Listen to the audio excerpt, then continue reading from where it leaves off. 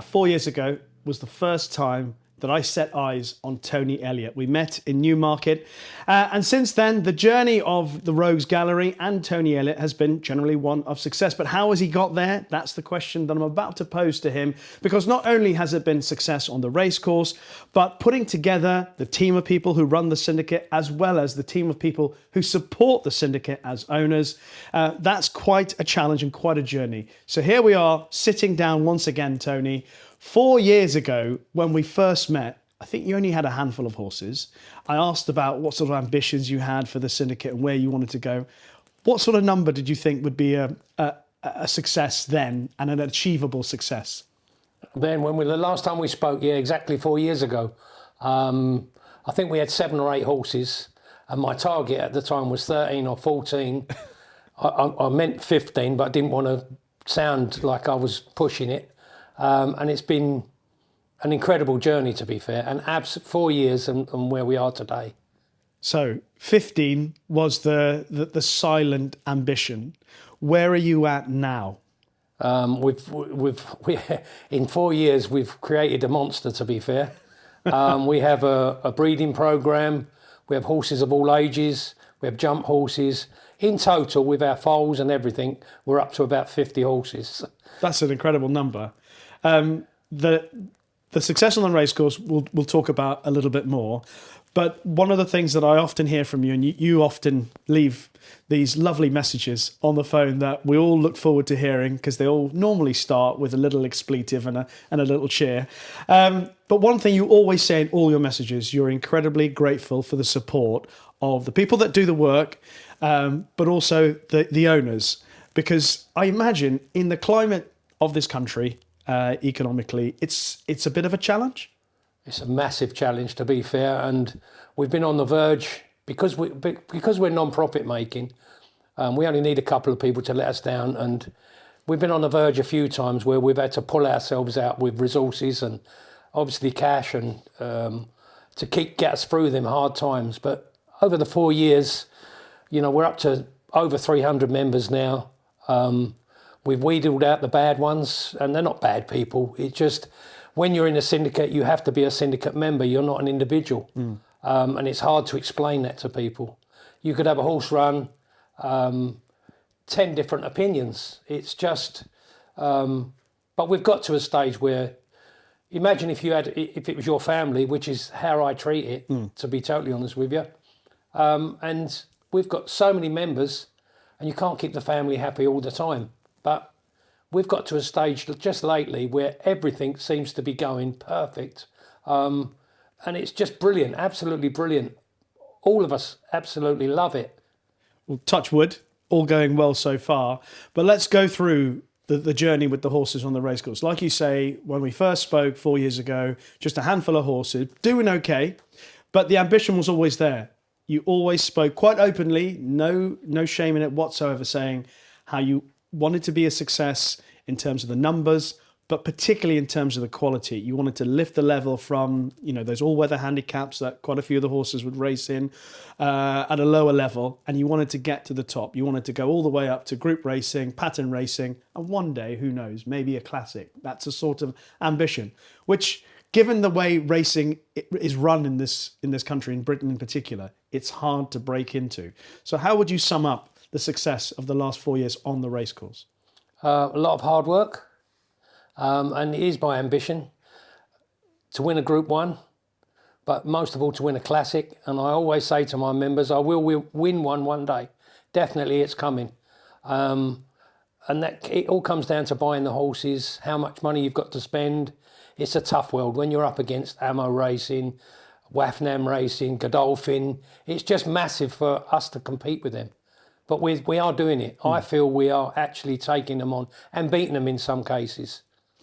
You've had some really good success, particularly in 2023. That was the highlight, really, in terms of the quality and the return on investment with regards to a couple of the horses. But let's deal with some of the horses that have helped get you there to that point, and some of the names and some of the people that have helped the Rogues Gallery get to where they're getting to. Well, it's honestly without a list, because everything we buy has got the potential to be a very, very nice horse. We won't just go there and buy a bad stallion, or it has to have something there that ticks the boxes. And with Henry Lascelles, our agent, we are very, very specific about what we want, what we're looking at. But just to name a few horses, you know, last year was exceptionally good because we had Rogue Lightning, Rogue Millennium, and we had a few others that was knocking on the door. Unfortunately, in racing, there's a lot of downs as well as ups. We had a horse called Holy Kingdom at the time, was our flag bearer. He would have gone places. I really feel that he would. He done a leg, unfortunately, so he had to be retired. This is another part of this, a downside of racing. And then you get a horse like Rogue Lightning. You was there the day he was actually working the first day he won. Newmarket, yeah. And I thought this is the buzz that went through my head was just something very special. And then from there he went downhill, and you've gone from a very big high to a low where I actually was considering getting rid. And then we had him gelded, and then all of a sudden we're back there again. And you know, to win at Ascot with a Japanese rider or a Hong Kong rider, it was just. What was it we won? I can't remember what it was. The Shergar Cup. The Shergar Cup. The Dash. The Dash. You know, the conversation I had, was he Chinese? I think he was Japanese. Japanese. Yeah. And I said to him before, obviously he didn't speak English. He had an interpreter. I'd love to have heard that conversation. Yeah, he didn't have an interpreter. And my comments to him was, and then whoosh. And you know what? He come in after winning, and he come in and he went to me, whoosh! And it was like, it was fantastic, the feeling. And to have all my friends, family, and all the people there, it's just, what an incredible, just incredible. Yeah. Ascot was a pretty fruitful place in 2023 because the Shergar Cup was magnificent, no doubt, watching Rogue Lightning win the Dash that day. But the Royal Ascot success of Rogue Millennium, talk to me about that particular episode. I mean, you have to keep it quiet, keep it quite short, because we haven't got enough time, I imagine, to really go into the whole story. But it must have been just the most magical day. Right from the day we bought her, you know, like me and Jackie Clover went down, and I just fell in love with her. You know, I do think that there's something in racing where you need a lot of luck. There's a hell of a lot of luck. But sometimes, the first time I saw Rogue Allegiance, that we'll speak about later, there's certain horses you see, and for the very first time you think, wow.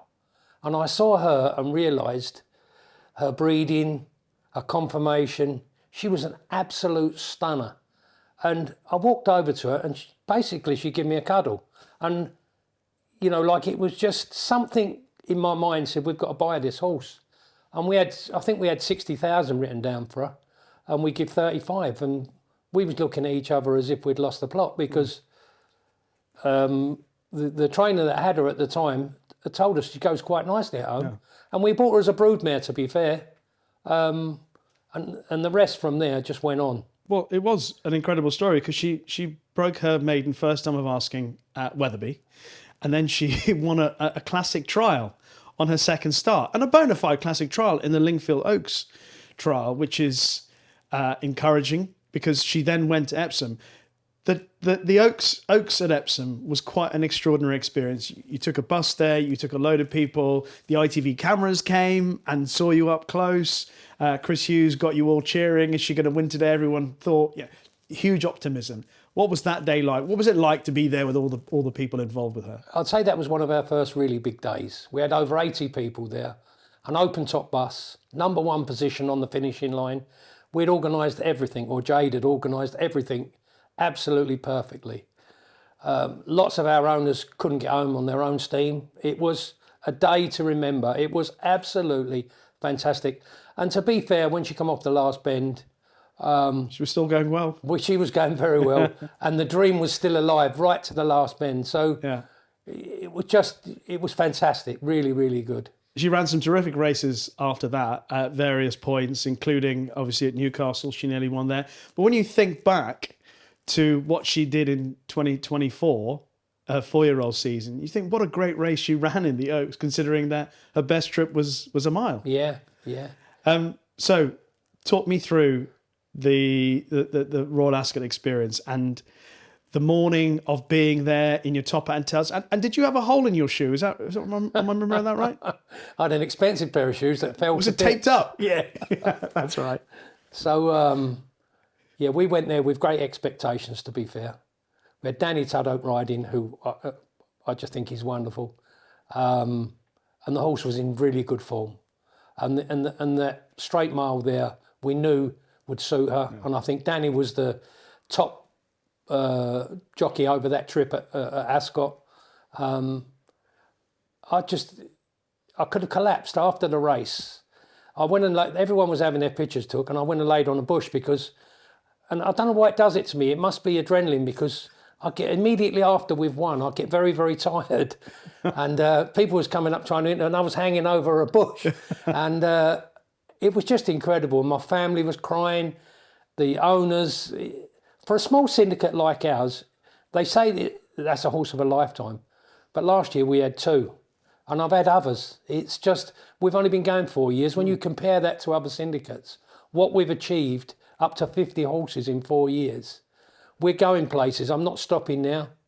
Like we're in France, Ireland, we're looking at Australia.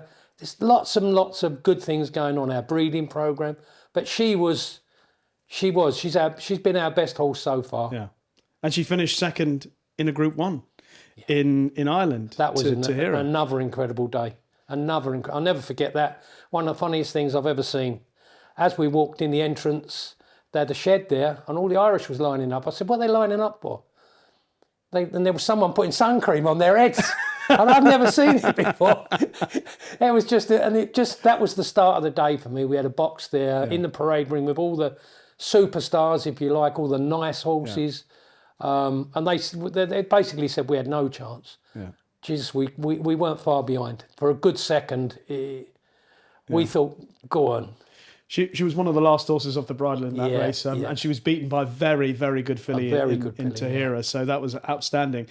But then all the racing was terrific, and terrific from Rogue Lightning, and wonderful from Millennium at Ascot and at Leopardstown. But at the end of the year came arguably one of the landmark moments, or 2 moments at the end of the year. There was the sale of Rogue Lightning and the sale of Rogue Millennium. 2 horses who were bought for, I think, a total of 85,000. Is that right? Sterling, 85,000. And what total did they sell for between the 2 of them? One was 1 million and one was 1.72 million. So 85 grand turned into 2.8 million. Yeah, basically. Without the prize money. Without the prize money. If someone had told you, say someone did an interview with you 4 years ago and say, within 3 years' time, you'll buy 2 horses for 80 grand total and sell them for 2.8 million, what would you have said to them? Maybe. I've genuinely, from the start of this, this is not my living. This is something that I do. It's an absolute passion. So I see it from a completely different angle to a lot of people. And I'm a winner. I don't care. And a dreamer. Yeah.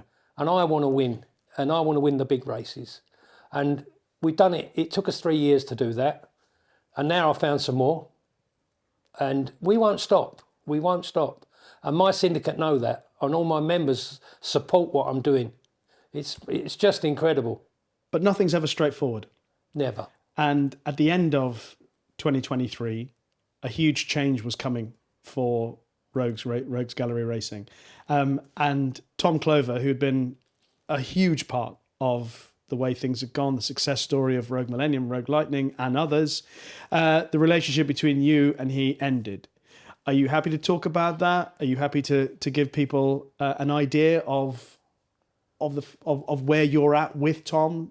Everything okay between the 2 of you? Yeah, I will give you the basics of it without throwing anyone under the bus. Tom was very close to me. I think you need to look at the bigger picture. We was more than owner and trainer. We was family, basically. I'll have to think about how to put it with because a lot of people blamed me. They said you've moved out because other syndicates have come in the yard and all the rest of it. I had no intentions of ever moving. Every month, at least once a month, I'd have another trainer call me, say, can I have a horse, can I have a horse? No. So all my horses are with Tom, I'm loyal to Tom, and we'll keep it like that. But unfortunately, I feel Tom fell into a little bit of a trap. He got him. Me and Tom was, myself and Tim Naylor was, of the BHA, was fighting bad syndicates. And Tom was behind all this and he understood what was going on. He agreed with a lot of stuff that we was going through. He actually supported what I was doing, as well as being part of my family. It's very sad. It was one of the saddest days of my racing career, to be totally honest with you. And then all of a sudden to find that Tom had joined one of these syndicates and was promoting it was a very sad day for me. I don't agree at all with that type of syndicate, and nor did Tom. And then all of a sudden he's joined one, unfortunately. And we spoke about it, but I wasn't really getting through to him. I think he was more catfished by the bigger picture of more money, more this, more that, and really left my feelings out of it. So I had no option. I really had no option. One day I was quite happy with Tom Clover. The very next day I had to move all my horses. Very sad day for us, and it was very difficult because I'd been so loyal to Tom that I had to go from there and go out and find trainers to take the horses, negotiate prices. Basically, the syndicate collapsed that day, and I had to start again.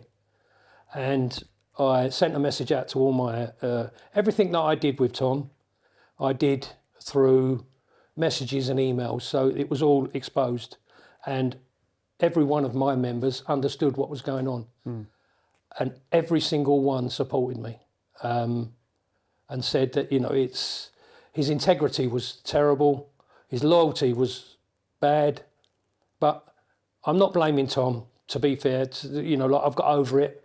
I'm not blaming Tom too much. I do believe it was the time he'd just been given the stables. All of a sudden he was launching forward, but he didn't think back to when we started, when he had no horses and what we'd been through together, what we'd won together. All of a sudden he was promoting a syndicate that we'd been, and it wasn't about syndicates, it was about the principle of this syndicate. And I'd rather not go into too much detail because I don't want to throw anyone under the bus. But it's got to be clear that it was nothing to do with Rogues Gallery, nothing at all. We was very, very happy there. And it was a very, very sad day. And he knows that because I did go and speak to him. Out of those turbulent times did come an opportunity to experience other trainers. So having had all the horses based with Tom, I think you've then started Peter Chapel-Hyam, Ed Bethel, Alice Haynes, James Owen, and the net was spread much wider than it had ever been before. How did you find that? How did the owners find that? It woke me up massively, massively, because I left everything to Tom, everything. And, choosing the right races, buying the horses, basically travelling Europe, buying horses. I left everything to Tom. I didn't have anything to do with it. So everyone knows, I've been in horses quite a long time, but I'm not up on all the stuff that the professionals are up on. I had to learn very, very quick. In a matter of a week, I was calling trainers, negotiating deals, and now we're up to 9 trainers, maybe 10 trainers. It's been a godsend, to be fair. It was probably meant to happen. One door closes, another door opens. Although it was very, very sad at the time, I'd have liked it to have stayed as it was, but it just couldn't be. And now, my knowledge in racing in 1 year, we'd sold out 2 good horses. we was left with a lot of okay horses. Yeah. We had to buy new horses, and it was like standing in the middle of a river on my own. And I had to sit down, work it out in my own mind, and then I went for it. And then I think we went and spent 1.3 million on new horses. Yeah. I thought, and it's happened to me a few times in my life where you get a kick in the teeth and there's only one way to come back. It's no good laying down dying. I come back with a vengeance. I want to prove everybody, you know, Tom used to think it was him, his training and all the rest of it. But I'll prove to everybody that the crux of everything with Rogues Gallery is what we're doing between us and my advisors in Rogues Gallery. Everybody is 100% on side.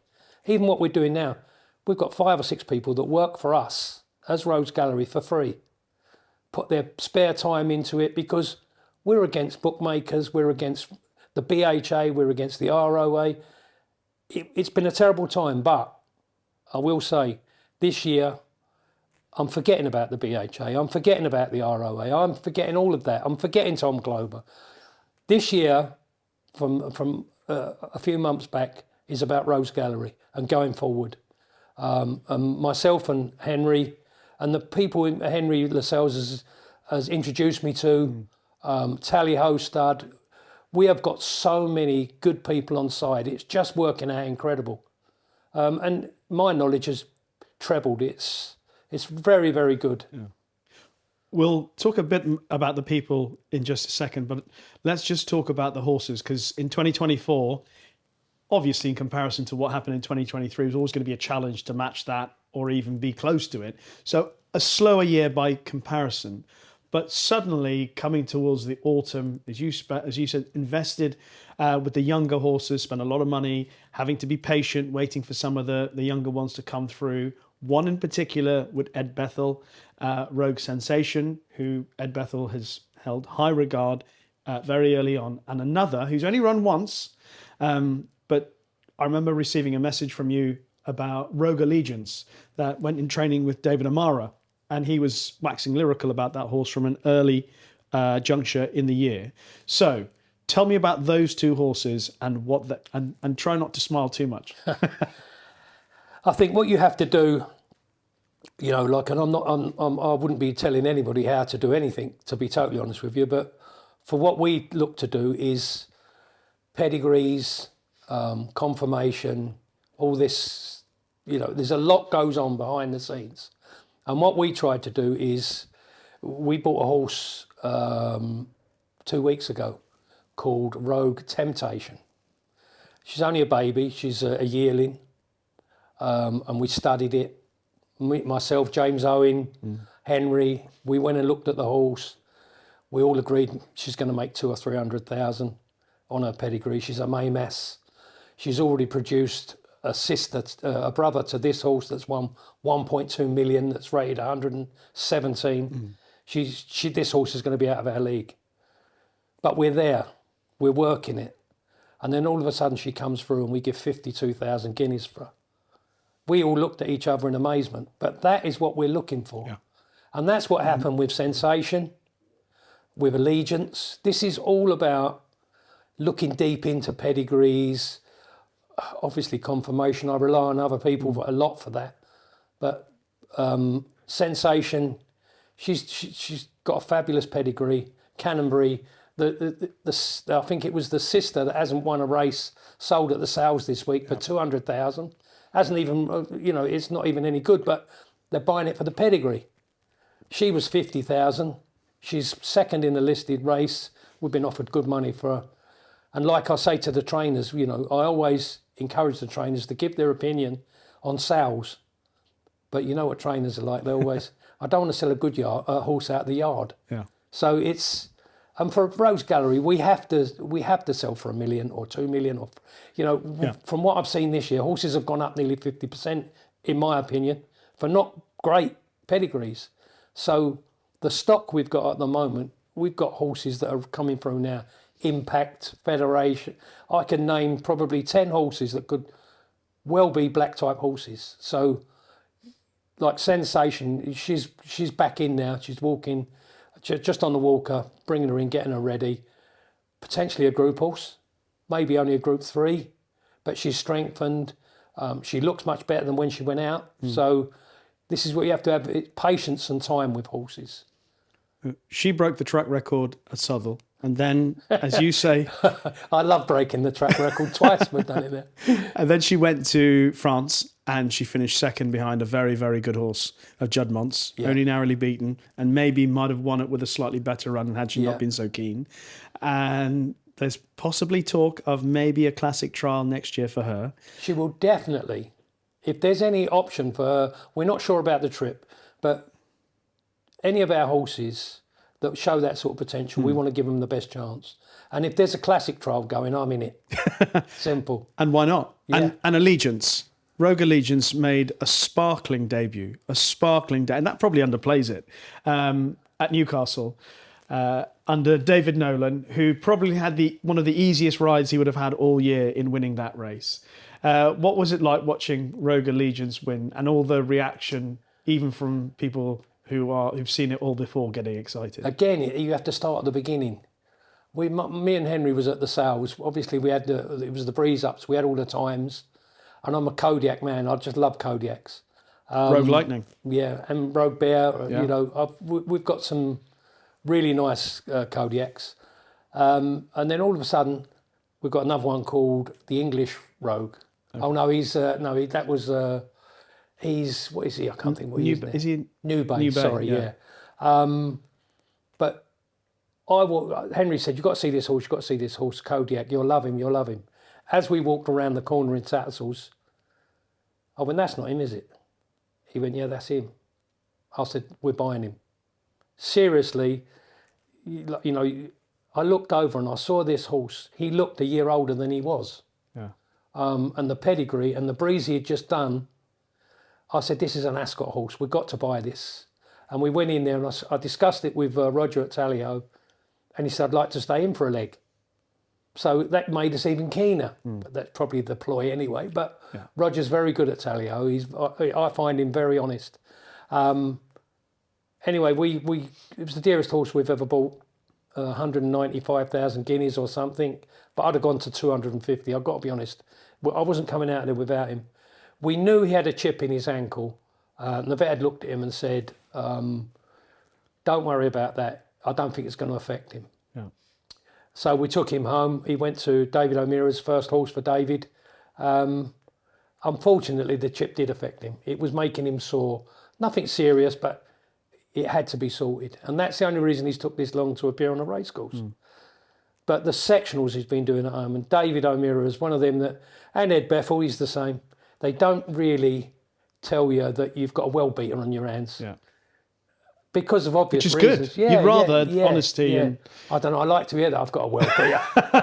But it was one of them situations, and I kept saying, and the syndicate, I sold that horse out in an hour at 195,000 guineas, because I'd sold it to the syndicate. We've got an Ascot horse, we're going to win this, we're going to win that. Which, it wasn't sales talk. No, it wasn't sales talk, it was, I believed it. Yeah. I was so excited about the horse. And do you know what? Right up, that's 8 months ago. And now we just won that race very, very, very convincingly. I've studied his sectionals. I've watched the race back at least 50 times. And when they just keep saying, wow, wow, at the end, I'm just buzzing on it. For me, it makes up for all the bad times. And you need them highs in racing. Yeah. And therefore, given what those two have done, and there are others, as you say, that you are very excited about for 2025. So, like I said, 4 years ago we met, you said you wanted to have 13 or maybe 15 horses, get a group winner, maybe have a group one horse, and we've got to that level already. So what does 2025 have on the wish list? I think the biggest thing for me, the biggest and best day for me was watching Jade sharing out the money from the sale of the horses, giving people big chunks of money. You know, one person said to me he'd paid his mortgage off. You know, it might have been a small mortgage, but still, it meant a lot to him. Yeah. And this is what we are as a that giving that money back was just an incredible thing, an incredible feeling. And Jade's coming in to me saying, he's got 2 shares, he's got this much. And I'm going, wow, you know, you was part of him. So everybody got their little bit out of it. And it was just an incredible feeling doing that. And that leads me nicely on to the people side of things. Because, and I don't want to pry into too many people's personal business, but it's more than a syndicate for owning horses. Because there have been times through the year where people have gone through certain difficulties in their personal life, whether it's through ill health or misfortune, and the syndicate has been there for them, helping them deal with, distract from what they're going through and suffering in their own personal lives. And it's not been easy. You, Jade, and the team have been there to offer words of consolation, words of comfort, and that's been a big part of what Rogues Gallery has meant to people. This is, to a lot of people, this is, and regularly every week, this is people's lives now. It seriously is. And because we've got so many members, 300 or 400 members, obviously you're going to get people get cancer, illnesses, people die. We had a lady die a couple of weeks ago, Karen. Very good members. It's so sad. People realise life's got to go on, but we will support them as much as we possibly can. We'll have to leave that one because it's very personal. It means a lot. So, but we are a syndicate. We're not just a syndicate. We support our members all the way. If you know, monetary, we have people that all of a sudden, one fella, I wouldn't mention any names, but he couldn't afford his shares anymore. So the syndicate got together and bought his shares. And give him some money back. And it was just, you know, he can't believe it, but it is part of what we do. And racing's in such a shit state. It is an absolute abysmal mess. It really is. And I've found the only way now to succeed is to be good at it. We're only going to be seen if we're good at it. Otherwise, we're just going to be whitewashed with all the others. And we're not that. We're here to do something, and we will do it. We've done it, and we're going to do it again. I've got 10 horses probably for this 2025 that could possibly be well beaters. I'm going to call them well beaters because I'm a dreamer. And if you can't dream, what can you do? My syndicate members know me now. I get on there, and if somebody upsets me, I say it. When somebody needs praising, I praise them. You know, this is about a journey that we're all going on. We're not really a syndicate like these business syndicates. We're a syndicate that wants to go places, be fair, and have success. It's all about success. It's not even about the money for me. It's about success. When you get that horse go over the line, when the Rogue Allegiance won the other night, I couldn't sleep the night before because I knew what was coming, and I couldn't sleep the night after because I was so excited. It's mental. It's just incredible. You've often said, Rogues Gallery, you do it for the love of racing, but it's a lot more than just the love of racing, what it provides to so many people. So with that in mind, I hope that 2025 is bigger and better than what you've experienced in 2023 and 2024. And I hope that when we next sit down to do this interview, we're talking maybe about, well, I'm going to say maybe about a Group 1, maybe, who knows, a classic horse, who knows? I'm going to find you one. I promise I'm going to find you one.